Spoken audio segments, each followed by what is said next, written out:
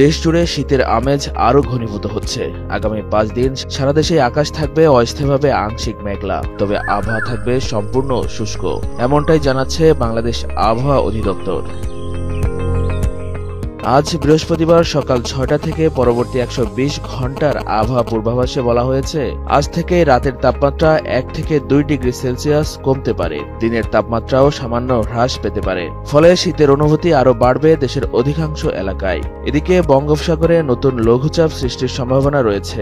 আবহাওয়া অধিদপ্তরের ঝড় সতর্কীকরণ কেন্দ্র জানায়, উপমহাদেশীয় উচ্চচাপ বলয়ের বর্ধিতাংশ বর্তমানে অবস্থান করছে পশ্চিমবঙ্গ ও তৎসংলগ্ন এলাকায়। মৌসুমের স্বাভাবিক লঘুচাপ দক্ষিণ বঙ্গোপসাগরে অবস্থান করছে, যার প্রভাব বিস্তৃত হয়েছে উত্তর বঙ্গোপসাগর পর্যন্ত।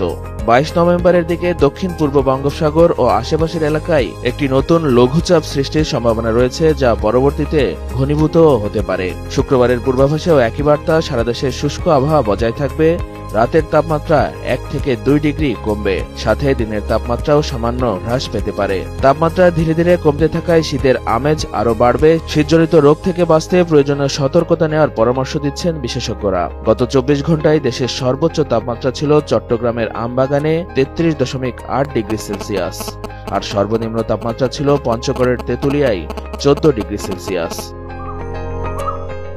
ঢাকায় গত 24 ঘন্টায় সর্বোচ্চ তাপমাত্রা ছিল 32 ডিগ্রি সেলসিয়াস, অন্যদিকে সর্বনিম্ন তাপমাত্রা ছিল 19.5 ডিগ্রি সেলসিয়াস।